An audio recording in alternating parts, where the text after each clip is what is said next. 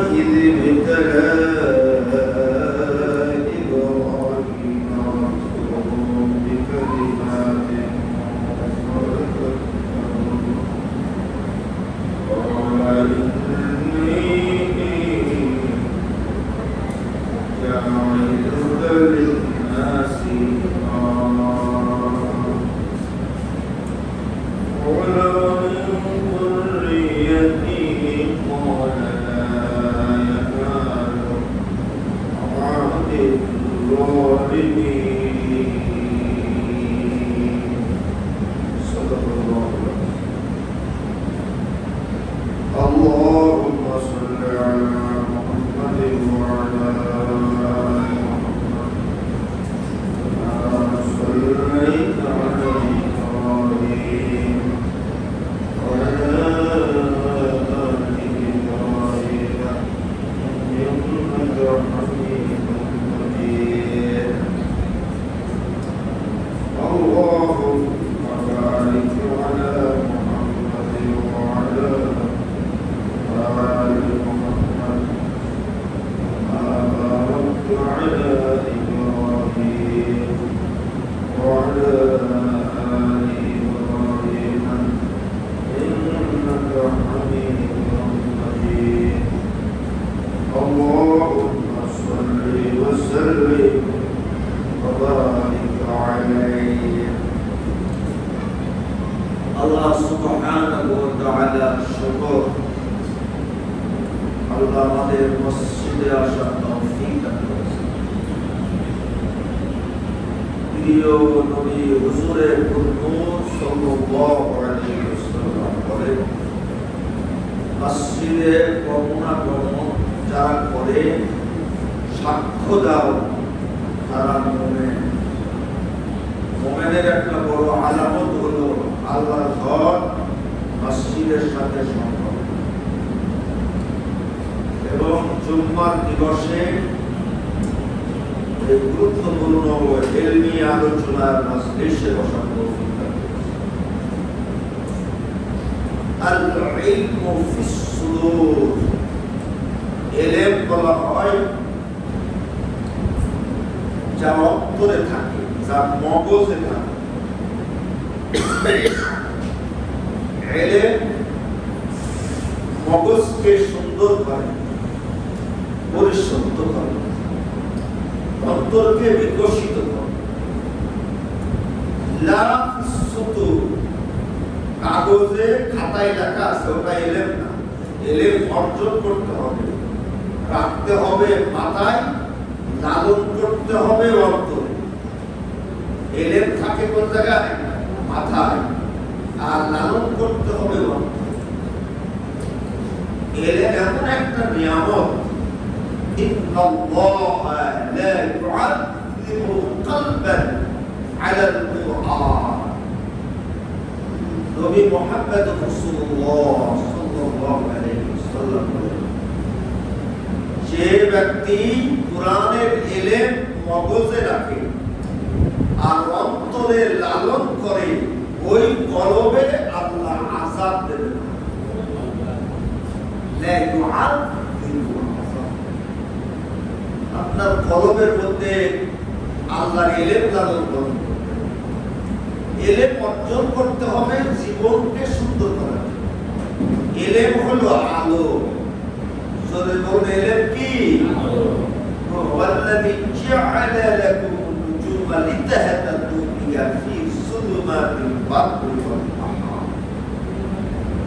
আল্লাহ বলছে, আমি আকাশের মধ্যে তারকা স্থাপন করে দিলাম, জলে স্থলে তোমাদেরকে ওই তারকা তোমাদের পথ দেখাতে থাকে। রাতের অন্ধকারে মিটমিট করে চলে রাস্তা দেখা, এভাবে চলতে হবে। গভীর অরণ্যের মধ্যে, জঙ্গলের ভেতরে, গভীর সাগরের মধ্যে যখন আর কিনারা খুঁজে পাওয়া যায়,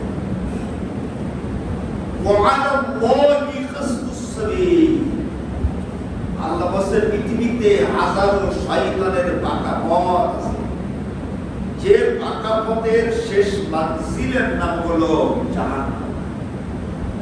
আর এর ভিতর দিয়ে একটা সঠিক পথ আছে, সেই সঠিক পথটা হলো আল্লাহর পথ। এই পথে চলতে গেলে ইলম লাগবে। চলে বলো কি লাগবে? ইলম লাগবে। এজন্য ইলম অর্জন করার মাজলিস বড় দামি মাজলিস। আল্লাহ রাব্বুল আলামিন আমরা যেন ইলম অর্জন করতে পারি। আর শুনলাম আর কান দিয়ে চলে গেল, ওটা মাথায় রাখার চেষ্টা করো, আর ওটা লালন করতে। পৃথিবীতে কোন বিষয় কাজ জোরে আপনার চিন্তা ভাবনা করার অধিকার নেই। আপনি যে বিষয় ভাববেন, লালন করবেন, তা ইলম অনুযায়ী হতে হবে। কি অনুযায়ী হতে হবে? তা আমরা আজকে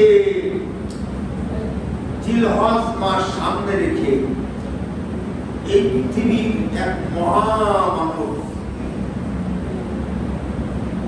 মানে আবুল আম্বিয়া, মানে নবী রাসূলগণের আব্বা, আবুল আম্বিয়া, আবুল মুসলিমিন, মুসলমানদের পিতা, এবং যেন তেন পিতা না, আদর্শ আদর্শ মিল্লাত আবিকুম ইব্রাহিম। সন্তানেরা যদি ভালো সন্তান হতে চায় এবং তার বাবার ইতিহাস যদি ভালো থাকে, তাহলে আদর্শ খুঁজবে বাবার মধ্যে। আদর্শ খুঁজে কিসের মধ্যে? আল্লাহ বলছে মিল্লাত আবিকুম ইব্রাহিম হুয়া সাম্মাকুমুল মুসলিমিন। তোমরা যদি মুসলমান হও তাহলে ইসলামের আদর্শের আব্বার নাম ইব্রাহিম। আমরা যদি মুসলিম হয়ে নিজেকে বেঁচে থাকতে চাই, তাহলে আমাদের আব্বা ইব্রাহিম আমাদের আদর্শ, তিনি আমাদের নাম রেখেছেন আমরা মুসলমান। আল্লাহ বলছে ওয়াকালা ইন্নানি মিনাল মুসলিমিন। তার থেকে সৌভাগ্যবান আর কে হতে পারে? সে মাথা উঁচু করে বলে আমি মুসলমান। আমি কি? কিন্তু এখন মুসলমানরা মাথা উঁচু করে বলতে পারে না, কারণ রীতিনীতি নব, খ্রিস্টান নব, হিন্দু তো তুমি সম্প্রদায়, একই হে সেই মুসলিম যারে ইয়াহুদি দেখে লজ্জা পায়। আজকে আমাদের ভিতরে ইসলাম না থাকার কারণে আমাদের ইহুদি, খ্রিস্টান, হিন্দুরা আমাদের নিয়ে খেলা করে, তামাশা করে। আমরা মানুষের জাত না।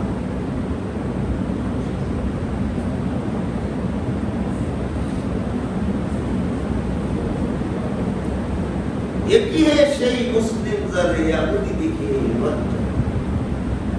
আমাদের আল্লাহ বলেন কুনতুম খায়রা উম্মাতিন উখরিজাত লিন-নাস তা'মুরুনা বিল মা'রুফ ওয়া তানহাউনা 'আনিল মুনকার। আল্লাহ বলেন মুসলমান, এই পৃথিবীতে তোমরাই শ্রেষ্ঠ। তোমাদের শ্রেষ্ঠত্বের কারণ হলো পৃথিবীর মানুষের কল্যাণের জন্য তোমাদেরকে নিয়োগ দেওয়া হয়েছে।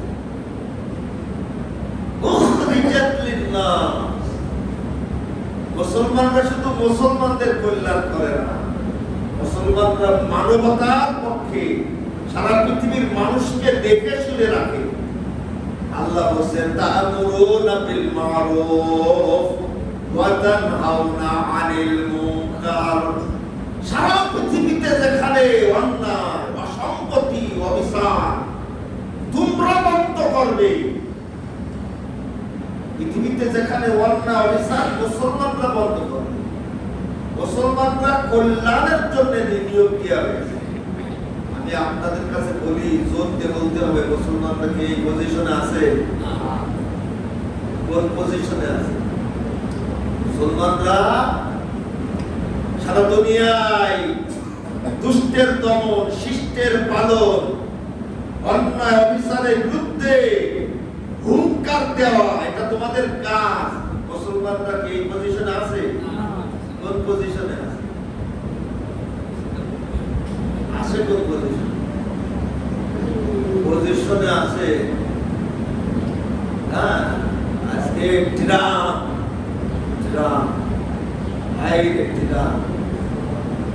মিশরে মার্কিন ঘাঁটি, কাতারে মার্কিন ঘাঁটি, ওমানে মার্কিন ঘাঁটি, ইরাকে মার্কিন ঘাঁটি। ও এসে বলতেছে যে আমার কাছ থেকে এত কোটি টাকার তুমি অস্ত্র কেন। সৌদি আরবে বলেছে যে তুমি অস্ত্র কিনতে হবে, তাহলে তো কয় কোটি ডলারের কিনবো, কত বছর যে কিনতে হবে, তো তার অস্ত্র আমি করবো না, কান শুল্ক করবো। সৌদি আরবের শত্রু কই? কার বিরুদ্ধে যুদ্ধ করার জন্য? আরে আরব বিশ্বের শত্রু তো আমেরিকা আর ইসরায়েল। তো অস্ত্র কিনে আমি কি করবো? আমার কাছে যে অস্ত্র বিক্রি করতেছে তার অনেক উপরের অস্ত্র ইসরায়েলের হাতে ওই আমেরিকা দিয়ে দিয়েছে। আমার তো আর কোনো শত্রু না। আমার এই অস্ত্র মাল তোমাকে কিনতে হবে, অনেক পুরনো হয়ে গেছে, আর কোনো চলে না, এখন টাকা দাও, এইগুলো নিয়ে না, আমার নতুন এখন অস্ত্র বানাতে হবে। কারণ এখন পৃথিবীতে যে প্রযুক্তির খেলা দেখাচ্ছি, আমার টাকা লাগবে। এই পুরনো মাল আমি রাখবো না, আমি এটা ইরাকে, সৌদি আরবে দিয়ে দিলাম। কথা বলছেন না? এরকম করে হাসছে। তারপরে কাতারের প্রেসিডেন্টের রাজবাড়ি দিকে বলছে, এটা কি? এটা আমার বাড়ি। তাই তাহলে তুই এত সুন্দর বাড়িতে থাকতে হলে আমার কাছ থেকে অস্ত্র কিনতে হবে। তো কিনলাম, আমার আরো কিছু দেওয়া, এত দূর থেকে আসলাম, তারপর একটা প্লেন দিয়ে দিলাম, যেন তেন প্লেন। আমাদের বাংলাদেশে যত প্লেন আছে সব প্লেন বিক্রি করে দিলে যে টাকা হয় সেই প্লেন। ভাই কি দিয়ে আমি টাকা দিতে পারবো না, কিন্তু ভাই উপহার দিলাম। মানুষের জাতি কত অর্থনৈতিক সংকটের মধ্যে রয়েছে পাকিস্তান, তারপরে অস্ত্র বানায় চীনের সাথে যৌথ প্রচেষ্টা, ইরান অস্ত্র বানায়, সৌদি আরব। আল্লাহ রাব্বুল আলামিন এই জন্য বলছে আব্বার কাছে ফিরে আসো। জোরে বল, কার কাছে ফিরে আসো? আব্বার কাছে। ইব্রাহিম নাম কি? জোরে বল, কি বললাম? আল্লাহ বলছে ওয়া মান ইয়ারগহাবু আন মিল্লাতি ইব্রাহিম ইল্লা মান সাফিয়া নাফসা ওয়া লাকাদ ইসতাফাইনাহু ফিদ দুনিয়া। আল্লাহ বলছে যে ইব্রাহিমের আদর্শ মনে করে না, তারা হলো হতভাগা, দুর্ভাগা, নির্বোধের জাত। ওয়া লাকাদ ইসতাফাইনাহু ফিদ দুনিয়া। তাহলে ইব্রাহিমের আদর্শ আল্লাহ বলছে ইব্রাহিম, তাহলে ইব্রাহিমের মধ্যে আমাদের কিছু আছে। ইব্রাহিম আলাইহিস সালাতু ওয়াস সালাম সম্পর্কে আমি একটা আয়াত এবং এই আয়াতের সূত্র ধরে আমরা কুরবানি সম্পর্কেও আলোচনা করব। আমি আয়াতের তরজমাটা আগে করি, তারপরে এখান থেকে আমাদের অনেক ইমপ্লিকেশন আছে। আল্লাহ বলছে ওয়া ইয বিতালা ইব্রাহিম রাব্বুহু বিকালিমাতিন ফাতাম্মাহুন্না ক্বালা ইন্নী জাইলুকা লিন-নাসি ইমামা। আল্লাহ বলছে স্মরণ করো, তোমরা স্মরণ করো, ইতিহাস স্মরণ। ইব্রাহিম ইবতালা,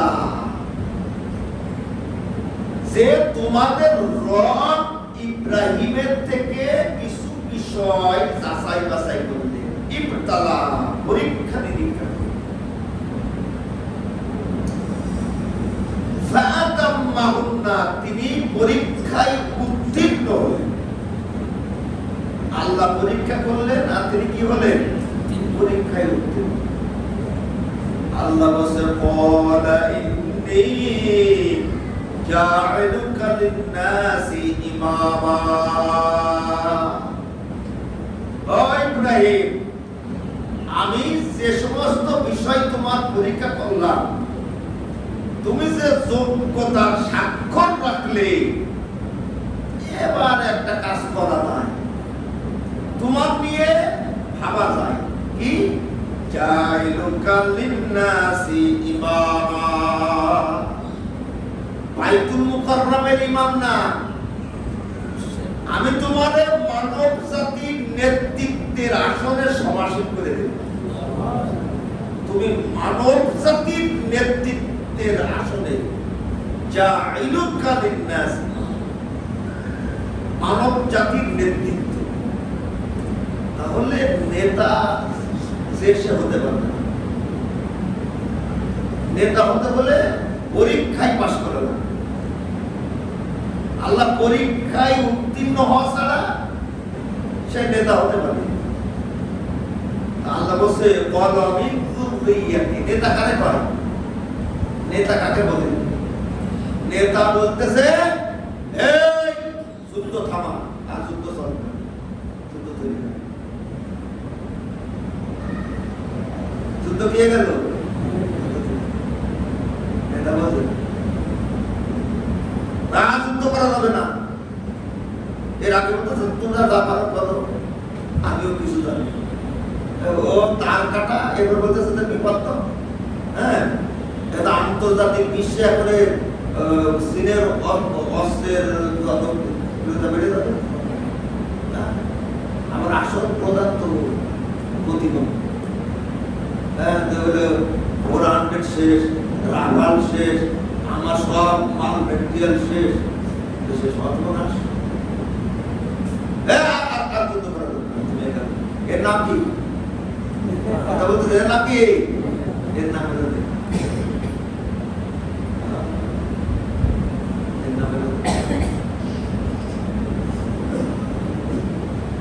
ওর নেতা আসার সময় বলতেছে কি যে আমি ফিলিস্তিনের স্বীকৃতি দেব। আমরা কত এবার মনে হয় ফিলিস্তিনের স্বীকৃতি দেবে। আর আমি নেতানিয়াহুর সাথে যোগাযোগ রাখতেছি না। আমরা এবার কোথায় নেতানিয়াহু পাগল? আরে ইউনাইটেড স্টেট অফ আমেরিকা 50টা প্রদেশ, আর ইসরায়েল হচ্ছে 51তম প্রদেশ আমেরিকা। সৌদি আরবে এসে বাদশাহ বলতেছে কি যে ফিলিস্তিনি ইসরায়েলি স্বীকৃতি দাও।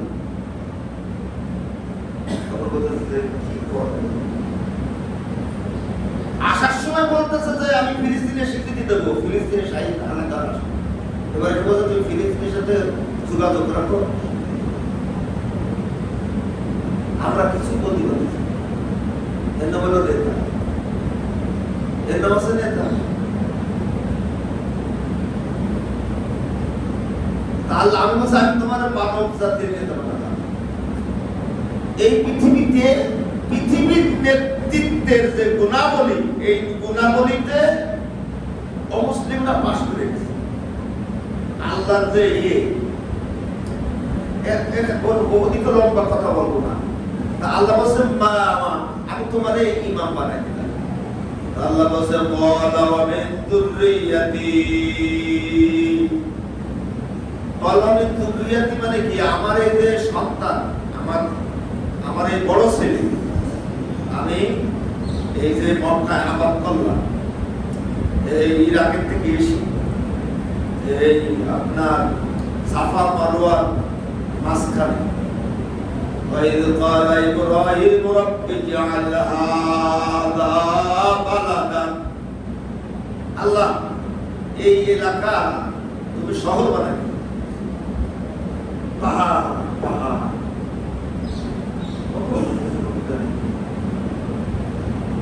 আল্লাহ বলছেন জাইনুকা إذ قال إبراهيم رب اجعل هذا بلدا آمنا শহর বানাই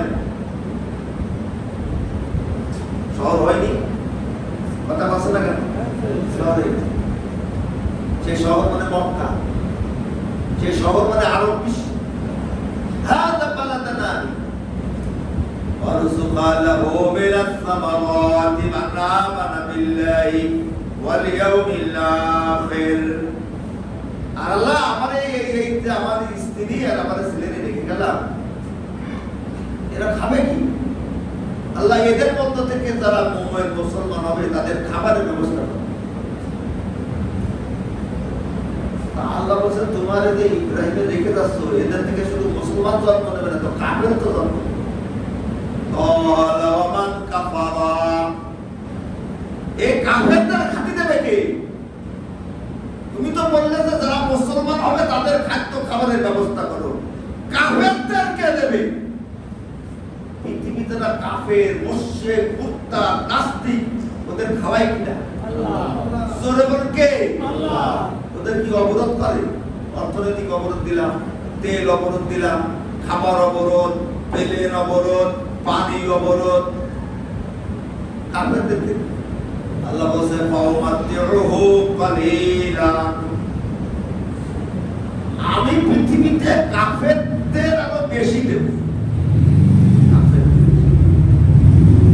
এই যে ইব্রাহিম আলাইহিস সালামকে দিয়ে মক্কা আবাদ করলেন আর আরেকটা বাচ্চা দিয়ে তিনি ফিলিস্তিন আবাদ করলেন ইব্রাহিমকে দিয়ে কোন জায়গা আবাদ করলেন মক্কা আবাদ করলেন আর একটা সন্তান দিয়ে তিনি ফিলিস্তিন আবাদ করলেন সেই সন্তান থেকে খ্রিস্টানের জন্ম হইল সেই সন্তানের সূত্র ধরে ইহুদিদের জন্ম হইল আর ইসমাইলের সন্তানের সূত্র ধরে আরব জাতির জন্ম সবার আব্বাকে সবার আব্বাকে আমাদের মধ্যে তো বিরোধ থাকার কথা না আমরা ইব্রাহিম বলি ওরা আব্রাহাম বলি আমরা মারিয়াম বলি ওরা মেরি বলি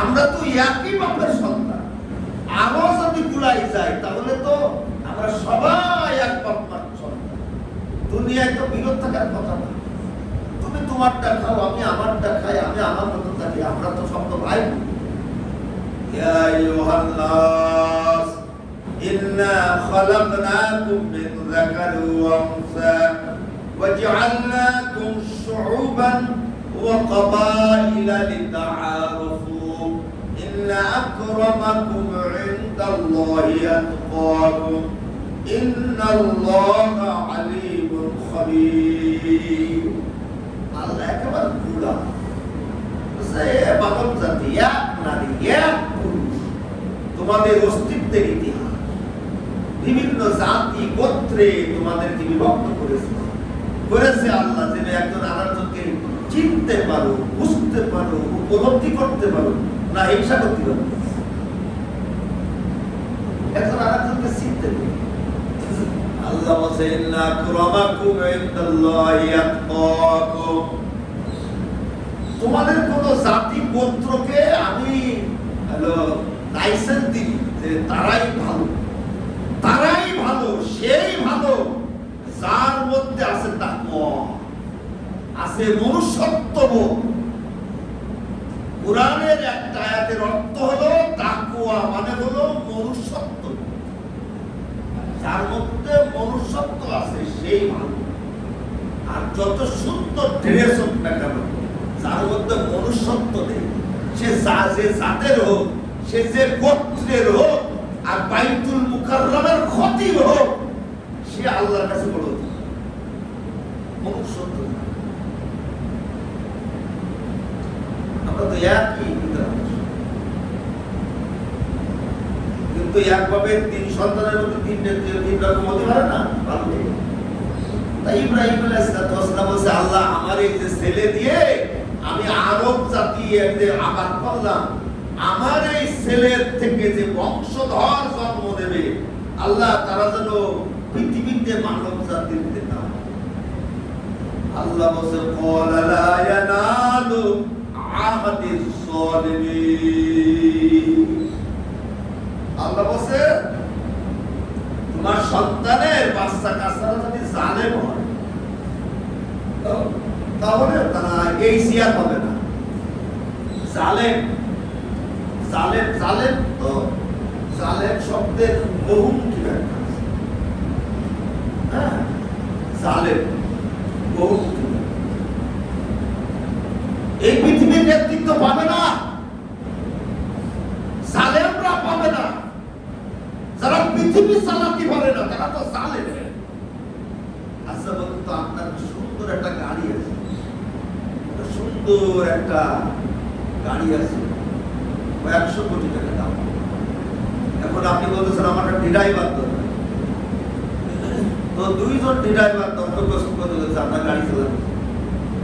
একটা মানুষ একটা ছেলে খুব ভদ্র, মাথা নিচে করে থাকে, তারপরে কথার প্রতিবাদ করে না, নরম ভদ্র সভ্য শালী, হ্যাঁ, সিয়ারা ভালো, 5 ওয়াক্ত নামাজ পড়ে, হ্যাঁ, একটা ছেলে অসাধারণ, কিন্তু স্টারিং করতে পারে।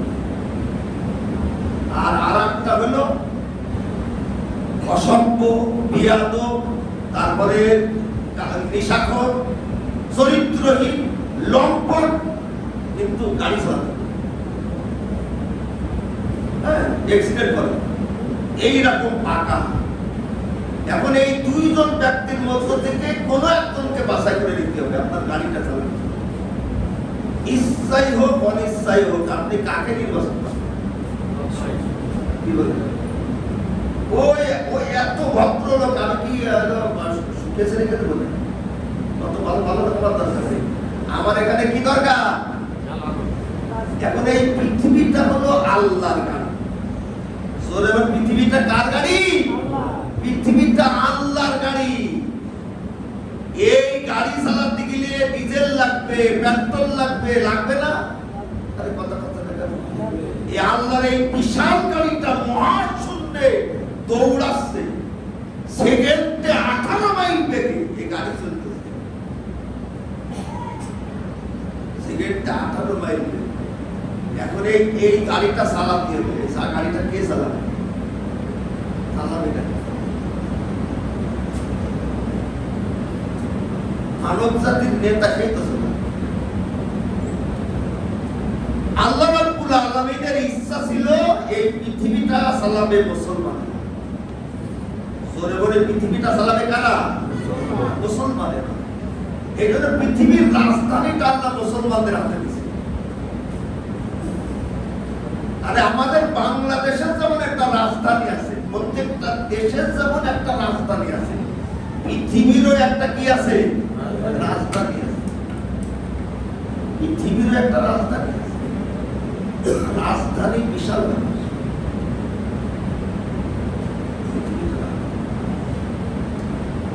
মানুষ রাজধানীতে যায় কি আর কি হলো? দিয়ে আসার জন্য না নিয়ে আসার জন্য? রাজধানীতে কিছু থাকতে হবে। আরব বিশ্ব হলো পৃথিবীর রাজধানী। এই আরব বিশ্বটা জোরে বলুন কাদের হাতে? কাদের হাতে? আমাদের কয়েকজন মুসলমান। আচ্ছা, আমরা কখনো ভাবি যে আমাদের দেশে একজন হিন্দুরে বলবে বল কলেমা লা ইলাহা ইল্লাল্লাহ, তোর পড়াই লাগবে? আমাদের চোখের সামনে কিভাবে মারছে, আমাদের লাগে না? আমাদের লাগে না?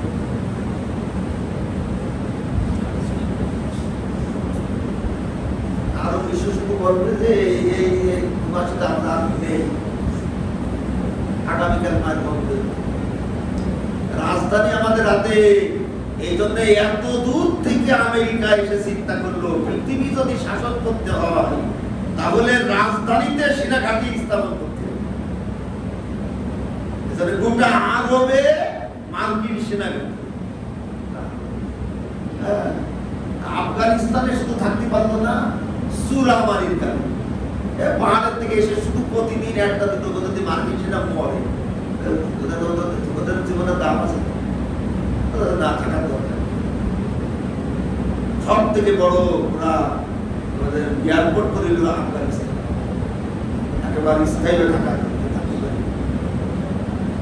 এইরকম একটা ভূখণ্ড মুসলমানদের সামনে থাকার পরে আমাদের ব্যাপারে এত নির্যাতন, এত মিথ্যাচার, এই ছোট্ট একটা মানে আমাদের এই প্রতিবেশী ভারত কিভাবে মিডিয়া মাধ্যমে আমাদেরকে তুচ্ছ তাচ্ছিল্য করা, আমাদেরই করা। কারণ আমরা ইব্রাহিমের আদর্শ থেকে সরে গেছি। ইব্রাহিমের আদর্শটা কি? ইব্রাহিমের আদর্শ আমরা বলবো এক নম্বর ত্যাগের আদর্শ। যদি বলো কিসের আদর্শ? কথা পাচ্ছে না কেন? আল্লাহ রাব্বুল আলামিন ৯৯ প্রকার পরীক্ষা দিলেন যে মানব জাতির নেতা হলে এক নম্বর কিসের পরীক্ষা দিতে হবে? ত্যাগের পরীক্ষা দিতে। আর কত বড় ত্যাগ! একমাত্র সন্তান অবস্থায় ওটা গলায় ছুরি চালাতে হবে। এটা একটা ত্যাগ না? কথা পাচ্ছে না কেন? এটা ত্যাগ। তো পৃথিবীতে যে ত্যাগ স্বীকার করতে পারে সে নেতা হতে পারে। ত্যাগের আদর্শ। তোমার ছেলে মেয়ে তোমাদের সব ইরাকের থেকে গিয়ে ওই সৌদি আরবের সাফা মারওয়ার ওই পাদদেশে না পানি আছে, খাদ্য খাবার আছে, ওখানে বাচ্চা কাছে রেখে চলে আসতে হবে। জোরে বলে এটা কি? ত্যাগের আদর্শ। আল্লাহ আমাদেরকে সন্তান মরুভূমিতে দিয়ে আমাদেরকে ত্যাগ শিখালেন। সন্তানের গলায় ছুরি চালায় আমাদের ত্যাগ শিখালেন। আর আমরা এমন ভটকারী হয়ে গেলাম যে আমরা ক্ষমতায় থাকবো, বিনিময় স্বাক্ষর করতে রাজি আছি ইসরায়েলের মোকাবেলায় যুদ্ধ করব না। আমরা ক্ষমতায় থাকবো, বিনিময় তোমরা আমাদের দেশে সিনা ঘাঁটি করো, আমাদের কোনো অভিযোগ নেই। এই কি ইব্রাহিম আমাদেরকে শিখায়? এই কি শিখায় না?